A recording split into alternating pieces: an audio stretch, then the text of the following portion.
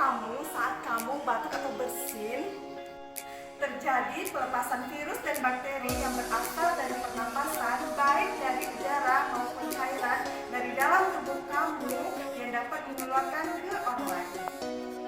Tapi kamu dapat mencegahnya dengan melakukan etika batuk ataupun bersin dengan cara berikut ini.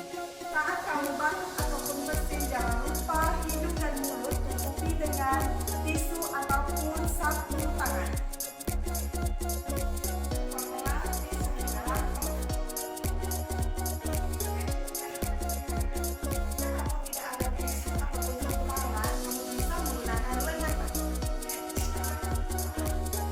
Kamu juga